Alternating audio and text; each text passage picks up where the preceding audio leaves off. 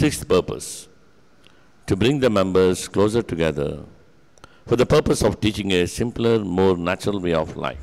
ISKCON సప్త ప్రయోజనాల ఆరో ప్రయోజనం సమాజంలో ఉన్నటువంటి సభ్యులందరినీ కూడా కలిపి ఒకటిగా తీసుకొచ్చి వారికి సరళమైనటువంటి సహజ సిద్ధమైనటువంటి ఆధ్యాత్మిక జీవిత విధానాన్ని బోధించడం.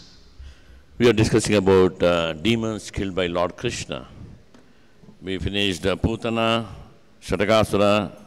Today we will discuss about Trinavarta, the third demon killed by Lord Krishna.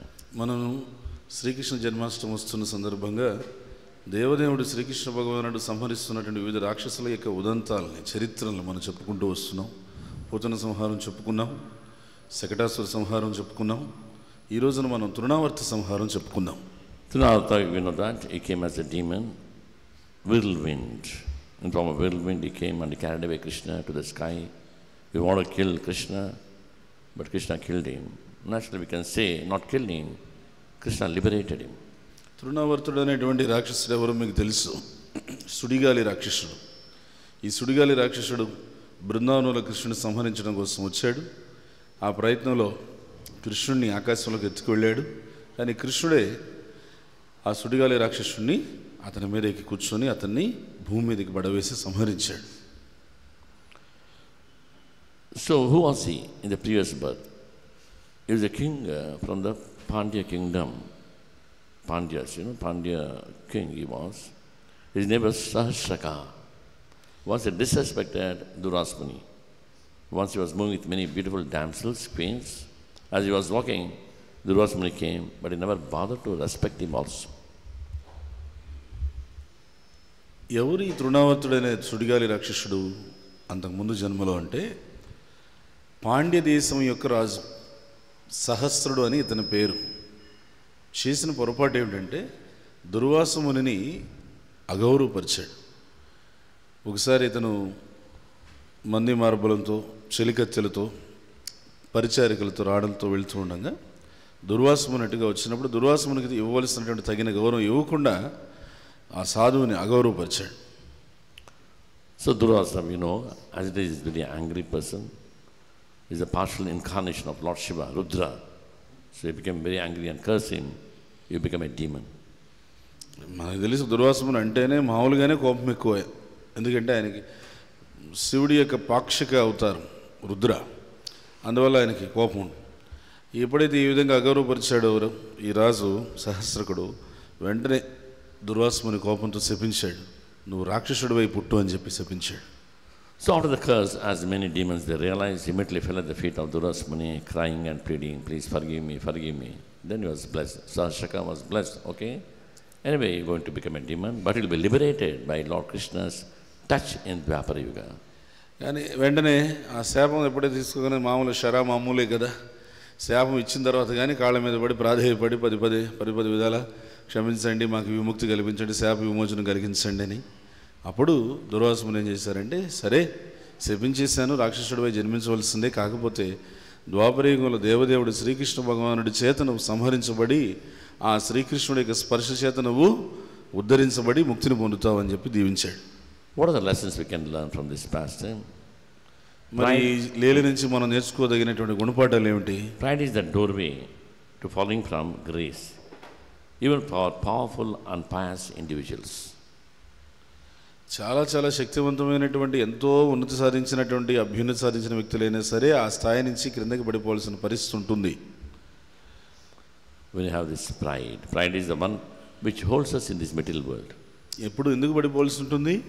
గర్వం వస్తే పడిపోవాల్సి ఉంటుంది. ఈ గర్వం అనేటువంటిది ఒకటే ఈ ప్రపంచంలో మనల్ని పట్టి బంధించి ఉంచేది. Dishonor to devotees invites serious consequences. Always approach saints, sadhus with all humility. అగౌరవపరచడం అనేటువంటిది, ఆ సాధువుల్ని భక్తుల్ని వైష్ణవుల్ని అగౌరవపరచడం అనేటువంటిది కూడా ఇక్కడ మనకు గుణపడడం. అలా ఎప్పుడు అగౌరవపరచకూడదు. సాధువుల్ని భక్తుల్ని వైష్ణవులు ఎప్పుడు కూడా తగినంత మర్యాదతో ఎప్పుడు కూడా వాళ్ళకి ఇవ్వాల్సినటువంటి గౌరవం ఇవ్వాలి. Another lesson is what seems like a curse may actually be a blessing in disguise. Though he was cursed, he got liberated. అయితే ఏంటంటే సాధువులు వాళ్ళ యొక్క శాపం కూడా వరమే అంటారు. ఉదాహరణ చూడండి, ఇప్పుడు శపించబడ్డాడు, కానీ ఏమైంది? కృష్ణుడి చేత సంహరించబడ్డాడు, దానివల్ల దీవించబడ్డాడు.